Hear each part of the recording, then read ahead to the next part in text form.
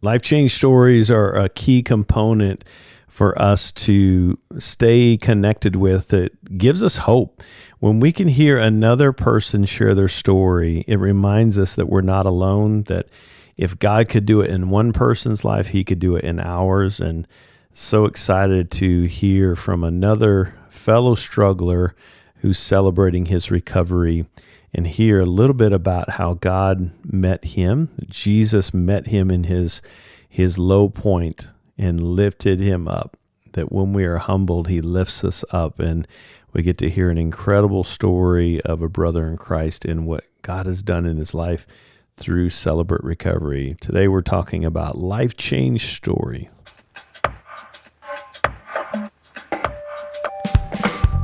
Welcome to Celebrate Recovery Official, a podcast that shares life change stories, courage, hope, and leadership wisdom, all centered around the Celebrate Recovery principles based on Matthew chapter 5, where Jesus equips us with incredible tools through Celebrate Recovery principles in the Beatitudes to face our hurts, to address those negative core beliefs of how we see ourselves, God, and others, and even our circumstances that might take us into some uncharted waters of unhealthy habits, defenses, protections, compulsive behaviors, some character defects that need to be addressed that cause havoc on our relationship with others and our fellowship with God. I'm a grateful believer in Jesus Christ. I struggle with drugs and alcohol and perfectionism. My name is Rodney. I'm the Global Field Director of Celebrate Recovery. It's so good to be back with you today. Thank you, as always, for sharing this podcast and helping us get the word out. As I mentioned, life change stories. Anytime I can bring on a guest to put their skin on many of the things that we've been talking about, so you just hear real life change, that this isn't just a bunch of words and knowledge, that it impacts the heart. And today's guest, Patrick, has agreed to come on and share a little bit of his story. Patrick, welcome. Glad you're here, man. Thank you, Rodney. Appreciate it. Yeah. Introduce looking yourself. Forward to this time together. Yeah, me too. Introduce yourself. My name is Patrick. I'm a grateful believer in Jesus Christ, and I'm in recovery for sexual integrity issues, mental health issues, procrastination, and going through the grieving process right now. Thanks, Patrick. Glad you're here, brother. And I know you're going to bless our listeners, man. Thanks for making a commitment to come in. And we've known each other for a while, bouncing back and forth, seeing each other at conferences, and grateful for just the joy in your heart, bro. But man, give us for our listeners, what was life like, and where was your life before recovery? Give us a snapshot of that. Yeah. So I was brought up in the Catholic faith. Grew up going to private school. Attended church from when I was a kid. Was active in helping out at church from a kid up through college, and during that time, great upbringing, great family support. Really close relationships. But at school, unfortunately, I did deal with a little bit of bullying while I was in elementary school through middle school. Same group of guys. Nothing ever physical, but it was more mental bullying. Teasing, picking on me for being shy, for not having a lot of friends. So from a young age, I did develop some low self-esteem. Feeling unworthy of having friends, not really making those connections when I was younger. As a kid through grade school, I did enjoy, doing activities with my family, going on vacations. So that kept me in the positive, but not being connected with the kids when I was younger, being bullied, developed into some low self-esteem when I was a kid, feeling some aloneness. And then in high school, it developed into more isolating, not really even connecting with my family as much. And then when I got into college, I was, didn't really connect with many people at school. I was a commuter, so I lived at home at the time. I went to college and then I came back home. And during that time, I really just needed that connection.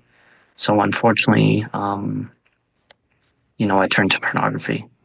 I turned to pornography, isolating, but yet at the same time, still serving at my church and helping out and being active in the community. But then there's that double side. And, I was doing that to feel good about myself. But then on the other side, to release whatever, negative thoughts that I had, that was when I turned to pornography.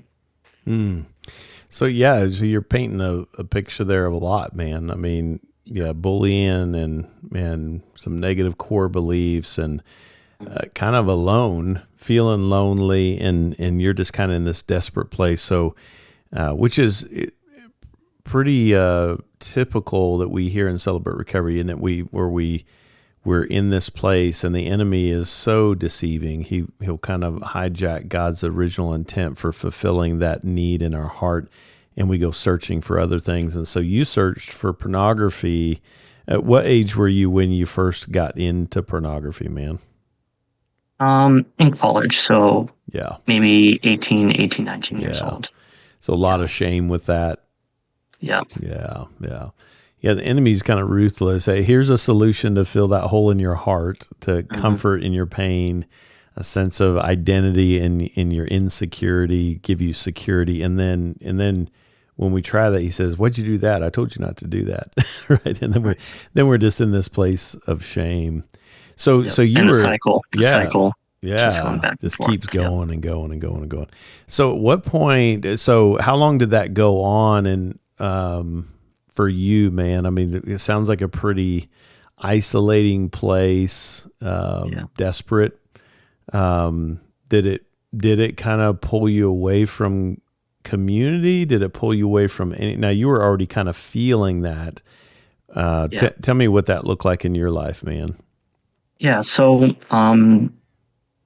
like I said, this was all while I was in 4 years of college, and I kept on, being involved with my church, being involved in the community, but then kept on feeling pulled away, being like, hey, this, pornography. So I was looking at it for probably 4 or 5 years, maybe on and off, sometimes looking at it every day, staying up at night, when I should have been doing schoolwork or, being with my family, and I kind of just hid in my room and didn't really feel connected with people. So I did that for about a few years, at least through college. Yeah. Wow. That's a lot, man. So how bad did it get, man? What kind of became the breaking point of like, this is just too much? What would we see? What if we were looking at Patrick's life? What was happening that would show that breaking point for you, man? Yeah. So for me, I was looking at pornography for several years, and then in the end, I hit rock bottom in December of 2014. And with that hitting rock bottom, I got in some legal issues with my use of pornography. Yeah. So ended up going to jail. Yeah. So in the end, it took a little while to get everything situated, but then in the end, I did go to a prison. Wow. How long were you in jail, man? I was in prison for about 5 years. Wow. So now we go from lonely and overwhelmed to just complete exasperated. Just feels like that would just be a point where you just kind of breaks you. Is that? Yeah. Wow, man. So now you're in prison. You're still dealing with your addiction. I'm guessing now you don't have the same kind of access that you did, but kind of the root of it is still living in your heart and your mind. And what do you do with that inside the walls of a prison, man? I mean, is there hope inside there? What do you do with that? Right. And while I was still, when this first all occurred, unfortunately, I did deal also with I was in county jail at first. And I experienced a traumatic event as well while figuring out what was going on with the courts and everything. I dealt with a traumatic experience at the local jail as well. So that on top of, already knowing about my situation and, having anxiety over that, now having that level of trust, that security, it just went from 0 to 100 and just wasn't feeling, I was scared. I was scared that, this same type of situation that occurred at a local jail would happen while I was in prison. Let me just say, I appreciate your vulnerability, man. That takes a lot of courage to come in and share that. So, we hear about Celebrate Recovery Inside. There's a lot of great resources.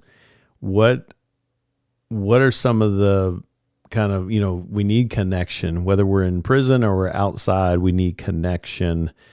Tell me about God's kind of those divine appointments, I call them, right? Where he puts the right people in place. Tell me about that for your life inside the walls of a prison, 5 years, man. Yeah. So how my facility got introduced to Celebrate Recovery is that there was a guy just was starting his prison time. And on the outside, before coming in, he was involved in a local Celebrate Recovery at his local church. So he knew about the program, and at the facility, there wasn't anything. There was a substance abuse program, but that's about it. There wasn't any programs for mental health, really, for sexual integrity, for any of these other hurts, habits, and hang-ups. So this guy, he talked to one of the chaplains, because we had a chapel for religious services at the prison, and he spoke about Celebrate Recovery. And we said, that's great. How do we do it? Yeah. And lo and behold, in the storage, there was a box. And inside the box was the guidebooks for Celebrate Recovery inside. Wow. I don't even know if the box was opened, but that was just like Holy Spirit. That was just, man, just like a how ray it of worked hope. out.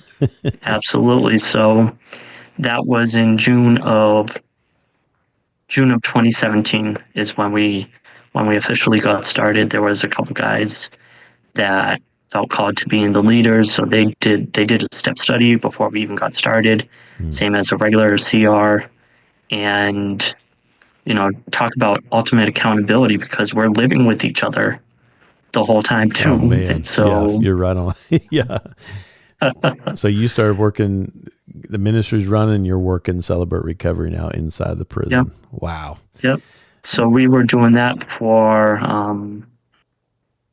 several years. We did that during, so in the end, I did probably my first 2-step studies while in there.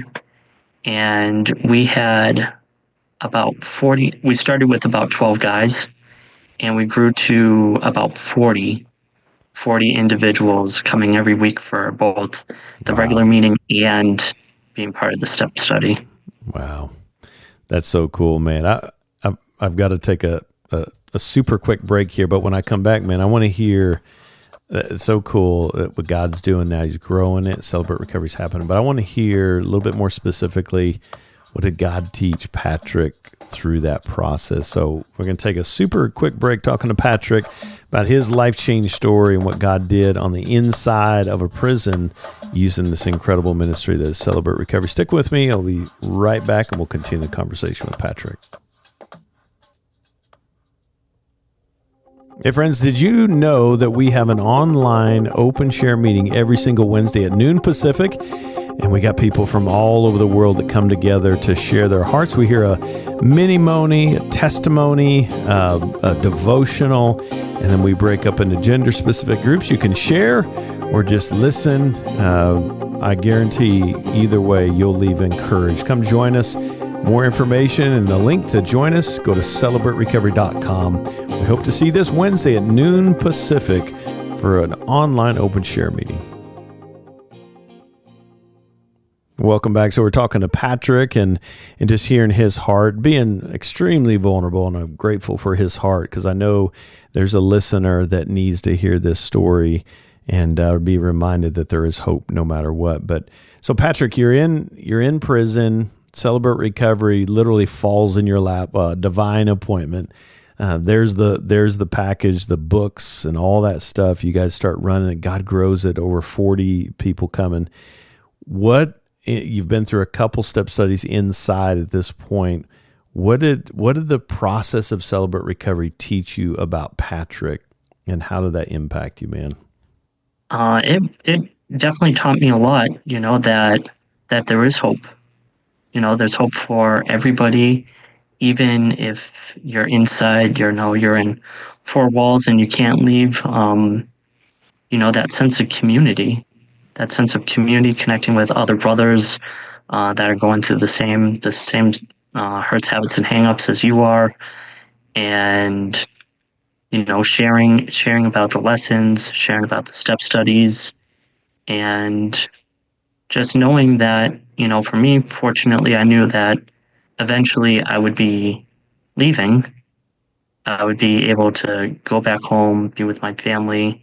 And, unfortunately, not everybody has that situation. But just knowing that, there is going to be hope, that this isn't just a one-time program, and then when I'm out, I'm going to be done.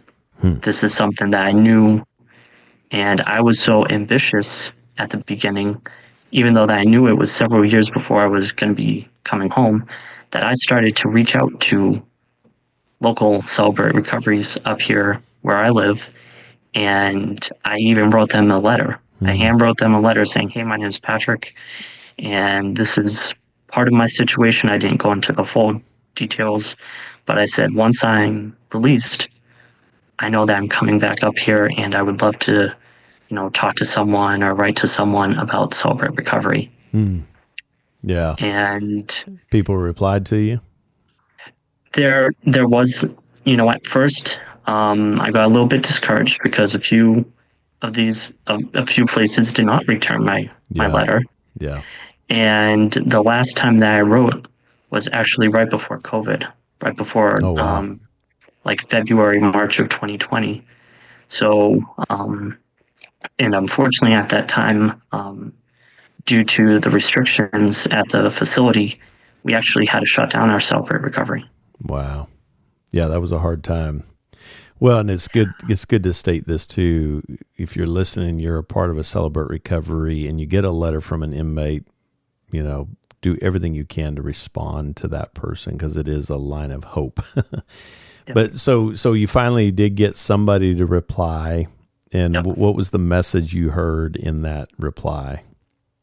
That there is hope for everybody. That, the church that did respond, they even sent a little card for the pastor, the CR pastor at the time, and it said, "You're invited." And he said, "Once you're home and able to start attending, we would love to have you." Wow. I love that. Well, that's the cool thing about Celebrate Recovery, isn't it? If the church has Celebrate Recovery, it tells the community and the world that we're a safe church. And I love that pastor took the time to reach out to you. Man, what a life preserver for you, I'm sure, just to know when I get out, I've got a place to go and call home. Yep. That's really cool. Yeah, so during our COVID, during COVID, we weren't able to meet as a whole, but it worked out that I had several guys as accountability partners. I had my sponsor even in the same unit as me, so we were able to still continue, unofficially, but we were still able to, go through some of the questions for the step study, talk through whatever's going on. So I was released in January of 2021. So I think at that time we were still kind of locked. We were not doing CR at that time. And since I've been out, unfortunately, I don't know if they have continued. But, that's my prayer, that hopefully they did be able to start back up the program And they were, even right before COVID, they were looking at an outside church nearby to have some volunteers to get their credentials to come into the facility and start assisting with our Celebrate Recovery program. Gotcha. So wow, we were about to have that as well. And like I said, unfortunately, I don't know if that has occurred, but just praying for that as well, Yeah, that's so cool, man. Well, man, what a cool story. I mean, I appreciate your vulnerability. I mean, very raw and honest. And I know there's listeners that are in this situation right now that are struggling. Man, I'm curious, as you kind of think about the person that is on the other side. I mean, where's your life right now, man? What's God done since then? You found that church home. What has God done, just to give some hope for that listener? Yeah, so I've been part of my home CR for a little over 3.5 years now. Yeah. I've been active at first as a participant for a little bit, and now in the last year, I've been active more in a small group facilitator role for our regular meetings. I've helped through a couple step studies as well. And actually through my church right now, I've been doing a part-time internship to help a little bit more with Celebrate Recovery with my pastor that oversees Celebrate Recovery here. Wow. And, I've had the opportunity to go end of last year in October to one of the one-day conferences up here in Massachusetts, and I did have the opportunity to meet you and Mac and Jenny Baker also was there. Yeah. And that was just such a cool opportunity getting to, meet you guys, some of the big people from CR coming up here to Massachusetts. That's awesome. And that just sparked such an encouragement from not just our CR, but other CRs as well. And in the past year, my church actually was fortunate enough to help 2 other churches help plant ACR. Wow. So now we've been able, planting those seeds in other areas up here in Massachusetts. And I've been fortunate enough to be able to go there as well, help out, That's give some teachings, some messages as well. So cool, man. God's not wasting the hurt of your past, is he? No, he's not. Man, so to that same listener that you just gave hope, God's not done with you, right? He's using you and helping other future Patricks, right, that need to hear that hope. Man, what would you say? You got their ear, somebody's listening, and they're in a pretty low point. It's dark, it feels hopeless, helpless. What would you say? They're sitting across the table with you right now, and you have their ear, and you want to give them some hope, some guidance. What would you say to them in that place of hopelessness and helplessness, man? That your situation might be scary right now. You may be at the lowest point in your addiction or dealing with any hurts, habits, or hang-ups. But God has always been in your story. Jesus has always been there. And all you got to do is just reach up. All you got to do is just reach up for that hope, for that light, because there is always light for anybody's situation. And even if you fall back down, Jesus is still there. Such a great word of encouragement, man. Just reach up. There's always hope, right? Just look up, reach up, stand up. God's got you, man. Such good stuff, man. Thank you so much for just your willingness. And I know it's just a fraction of your story and what God's done in your life, but enough there, man, that just brings a lot of hope and encouragement. I just want to say thank you for your courage. I'm so proud of you, man. Thanks for giving back and not wasting the hurts, living out Principle 8, Step 12, and yielding yourself to be used, right? Such a big deal, and it keeps us on the road to recovery, right? Absolutely. Yeah. Well, I'm proud of you, brother. And I know you've blessed our listeners. You've blessed me, and I appreciate your heart and joining us today, man. Thanks so much. We greatly appreciate you. Thank you, Rodney. I appreciate you. Yeah. Well, wow. I hope you guys are as encouraged as I am. Patrick's a great young man. I was in a dark, hard place and felt hopeless, felt helpless. And Jesus met him in that pit. He literally dropped Celebrate Recovery in his lap in a jail. And just think lives are changing, not just on the outside, but on the inside. If you'd like some information on ways that you can be a part of helping the future Patricks of the world that need the hope of Jesus through Celebrate Recovery, let me know. John Molina and Shirley Molina are directors of CR Inside. They'd love to answer questions. Hey, thanks so much for being with me today. Don't do this alone. I hope you'll join me next time. Until then, God bless you guys.